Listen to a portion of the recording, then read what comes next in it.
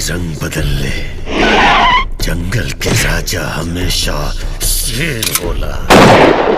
अरे तारा नेटवर्क का भीतर घुस गइल, जे अभी लव हंटर वाली का पता न चलल। वेलकम टू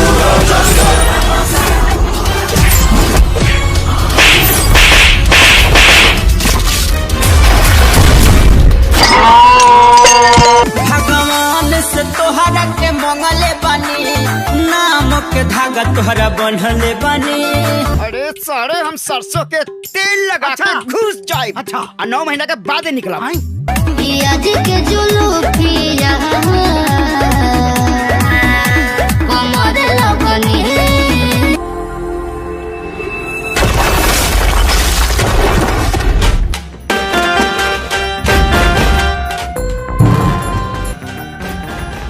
बहुत मार रहा बा भैया जी।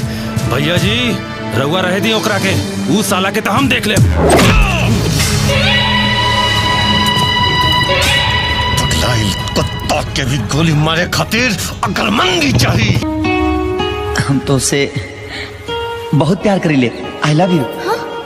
का हम तो उसे बहुत प्यार करीले। का कहला हम का तू हमसे प्यार ना करेलू? प्यार और हम तोहरा से।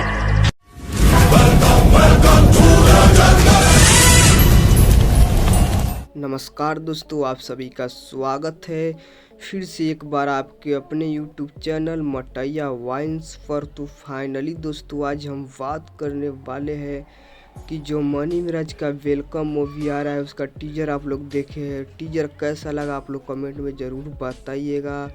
और आप सभी को बता दें कि फुल मूवी कब तक आएगा और टीजर बहुत जल्द ही त्रिमूर्ति म्यूजिक यूट्यूब चैनल का माध्यम से आप सभी को देखने को मिलेगा। और मूवी में बात करें तो मेन लीड में मनी मिराज, बेबी काजल और मनी मिराज का पूरे टीम इस मूवी में नज़र आएंगे।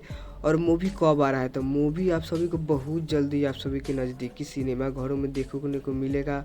और कमेंट में बताइए कि मूवी कैसा लगा टीजर। आप सभी को टीजर देखकर आप सब कमेंट करके ज़रूर बताइएगा और चैनल को सब्सक्राइब कर लीजिएगा।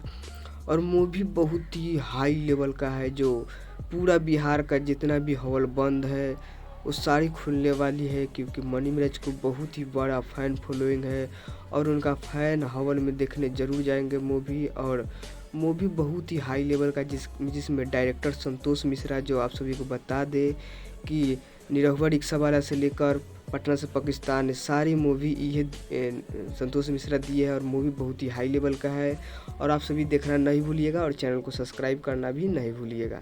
मिलते हैं नेक्स्ट लेटेस्ट अपडेट के साथ, तब तक के लिए धन्यवाद। चैनल को सब्सक्राइब कीजिए। Thank you.